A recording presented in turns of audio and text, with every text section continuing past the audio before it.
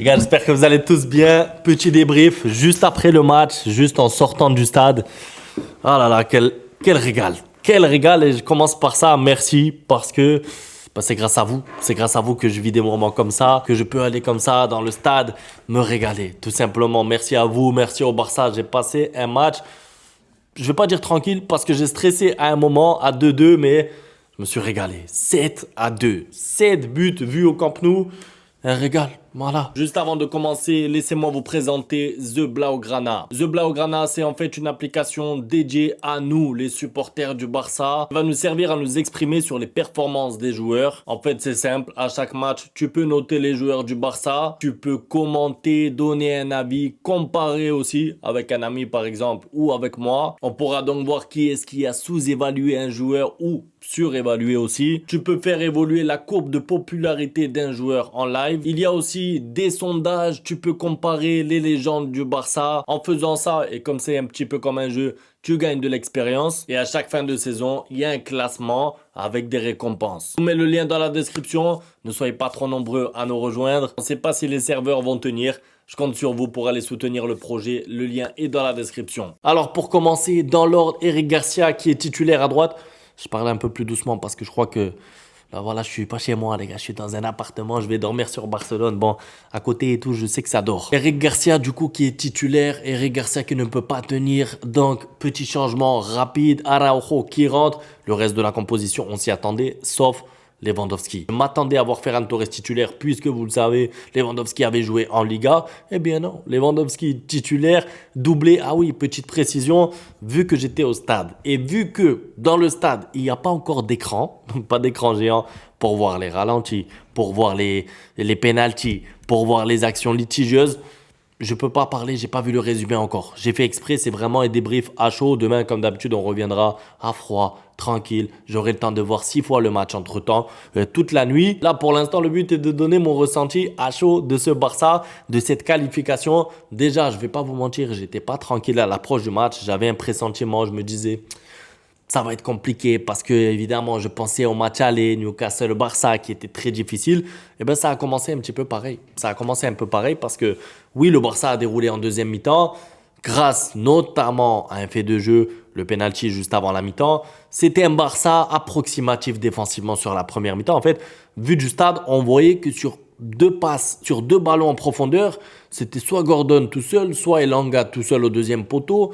Il y avait toujours un joueur de Newcastle qui se projetait et j'avais l'impression, vu du stade, qu'il y avait souvent des problèmes d'alignement, des erreurs individuelles aussi, parce qu'on va pas se mentir, je crois que c'est le 2 partout, je crois que c'est le 2-2 ou c'est Lamine Yamal de souvenir qui fait une talonnade, ça offre ensuite le but à Newcastle, 2-2, mais tu sens en fait que cette équipe de Newcastle n'avait pas besoin de construire, n'avait pas besoin d'être vraiment supérieur dans le jeu pour se procurer des occasions. Et moi, c'est un match comme ça que j'imaginais et c'est un match comme ça aussi que je redoutais. Voilà, avant le match, je redoutais un match comme ça, c'est-à-dire un Newcastle qui se projette pas beaucoup, mais qui fait mal. Et c'est exactement ce qui s'est passé, puisqu'ils mettent quand même 2 buts. Et à un moment, quand il y a 2-2, on se regarde un petit peu dans le stade et il y a un petit flottement. Il y a un petit moment où, franchement, on n'est pas tranquille. En plus, ensuite,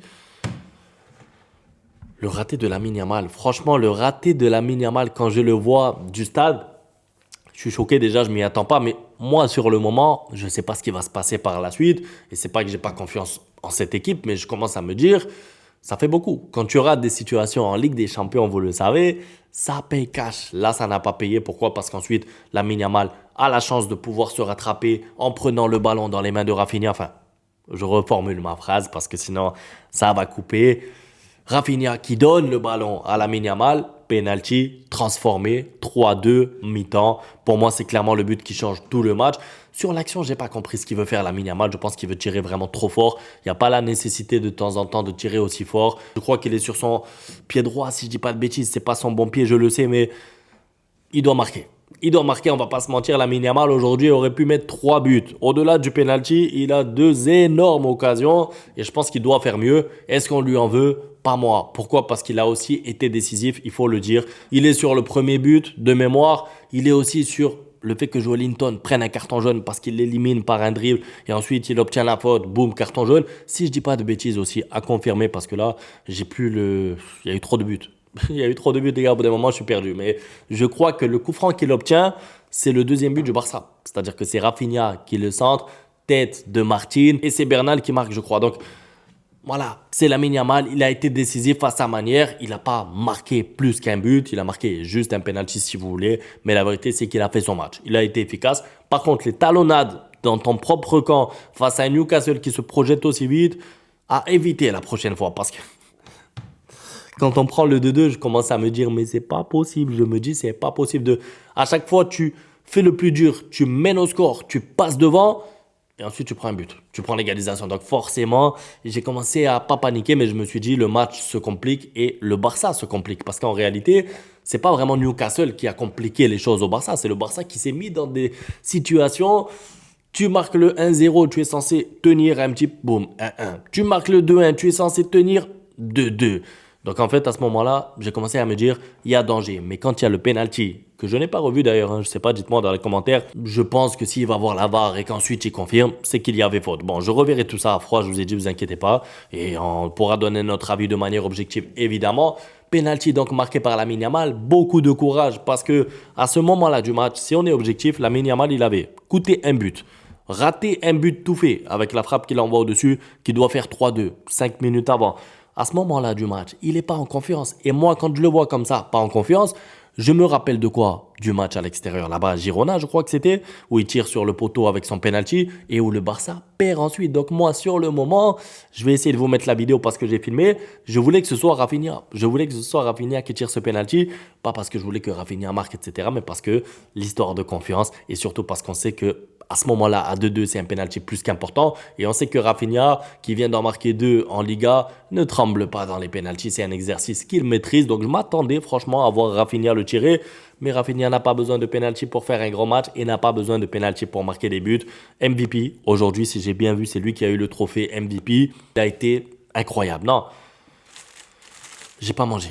Je vais faire ma pause aussi. Rafinha qui a été sensationnel déjà dans l'attitude. Ça veut dire que même quand il y avait 2-2, même quand le match était encore compliqué, parce que on va essayer aussi de pas retenir que la fin. On va essayer de pas retenir la fin où le Barça se balade, où il y a plus beaucoup de rythme, où Newcastle n'y croit plus. Et du coup, le Barça peut enchaîner 4, 5, 6, 7 buts. Mais la vérité, c'est qu'à 2-2, il y a un joueur qui sort du lot avec et sans ballon. Et c'est Rafinha. Parce qu'il avait été efficace aussi sur la première action du match. Il est clinique face au cage. Et c'est ce Rafinha-là qu'on voulait voir. Rappelez-vous quand je disais il y a 2-3 jours là, quand je faisais la vidéo après le match en Liga, il a marqué, oui, un triplé sale. C'était un triplé sale dans le sens où il n'y a pas vraiment de beau but. C'était une frappe déviée et 2 pénaltys. Mais c'est un triplé qui peut l'aider à marquer plus de buts jusqu'à la fin de la saison. Et c'est ça qui est important aussi, c'est que de temps en temps, tu marques pas des beaux buts, mais ils vont te donner un peu de confiance. Et cette confiance va t'aider pour les matchs un peu plus difficile, puisque là, c'était le cas. C'était un match un peu, voire même beaucoup plus difficile. Et Rafinha, encore une fois, le pressing, les replis. À un moment aussi, il parle à un ramasseur de balles. Quand le Barça mène 2-1, seulement, il lui dit calme-toi. Parce que le ramasseur de balles, il lui envoie la balle rapidement pour jouer vite. Calme-toi, Rafinha, l'expérience, ça y est, Rafinha, c'est un mélange de jeunes joueurs et de joueurs expérimentés. C'est incroyable ce qu'il apporte, franchement, avec et sans ballon. Bravo, monsieur Rafinha. Il a été élu homme du match et je pense que c'est mérité. La deuxième mi-temps, évidemment, retour sur la deuxième mi-temps qui est sensationnelle parce que quand tu vas à la mi-temps à 3-2, je ne vais pas vous dire que le Barça s'en sort bien, mais pour moi, ça méritait plus le 2-2. Ça veut dire que, à part le raté de Lamine Yamal, Newcastle a été méchant sur quelques erreurs du Barça, c'est vrai. L'erreur de Lamine Yamal, c'est pas Newcastle qui allait vraiment se chercher les occasions, mais comme c'était pas un Barça dominant, ça me rappelait un peu le Barça du match aller, tout simplement. C'est-à-dire qu'il subissait un petit peu la rencontre. Bernal qui était en difficulté, le milieu de Newcastle qui arrivait à gêner beaucoup les relances du Barça parce qu'il n'y a pas de Jong, parce que Pedri et Bernal étaient bien pris au milieu, donc ils avaient du mal à ressortir les ballons. Tout ça me fait penser à la mi-temps que tu vas souffrir en deuxième mi-temps. Moi, je ne m'attendais pas à un récital comme ça du Barça en deuxième mi-temps parce que sur la deuxième mi-temps, du coup, il y a combien? Sur 45 minutes, ils leur ont mis 5-0. C'est incroyable. Un récital offensif, bien placé défensivement. De la fatigue aussi côté Newcastle parce que je l'ai remarqué, le pressing de Newcastle vu du stade, il a diminué en intensité entre la première et la deuxième mi-temps. Parce que si on regarde le milieu de terrain, si on regarde les appels de balles de Elanga sur la première mi-temps, Elanga, il m'a fatigué, mais pas que pour ses buts, mais parce qu'en fait, il se projetait tout le temps, il va vite, il fait l'appel au bon endroit, au bon moment, les replis, Il était fatigant, mais je savais, j'étais persuadé qu'il n'allait pas tenir tout le match. Et c'était l'une des clés aussi. C'est-à-dire que c'est bien de faire les efforts 10, 15, 20 minutes. Mais est-ce que tu tiens? Est-ce que tu as le cardio pour tenir 75, 90 minutes au Camp Nou? Et je dis bien 90 parce que l'arbitre nous a même pas rajouté une minute de temps additionnel. Franchement, au prix où on a payé la place, les gars, on voulait 2, 3 minutes de plus. Bon, on les a pas eu parce qu'on voulait peut-être le 8-2. Peut-être qu'on voulait que le score du 8-2 soit un peu oublié. Non, franchement, la deuxième mi-temps, c'était un récital. Tous les joueurs ont fait une deuxième mi-temps exceptionnelle. Et j'ai envie de parler, ça va peut-être vous étonner. Vous n'allez pas croire de qui je vais vous parler. Vous n'allez pas me croire. Réfléchissez 3 secondes. 3. Gérard Martin. Gérard Martin, vu du stade, il m'a impressionné. Je dois vous le dire parce que il est à l'initiative de pas mal de buts. Alors, c'est pas lui qu'on va retenir. On va parler de Rafinha, on va parler du dribble de Lamine Yamal au bout d'un moment qui était incroyable. On va parler du penalty, on va parler du doublé de Lewandowski. Mais monsieur Gérard Martin, défensivement, il a été super bien placé tout le match, presque tout le match. Il est passeur décisif à un moment sur le but, je crois, de Bernal.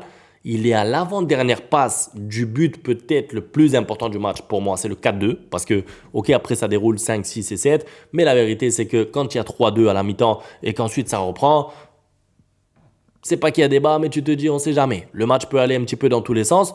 Eh bien, la passe, regardez là, la passe de Gérard Martin. Moi, je vais aller la revoir après parce que j'ai pas eu le temps. Mais Gérard Martin, je crois que c'est pour Rafinha. Rafinha en une touche. Ferran Torres face au goal, boum.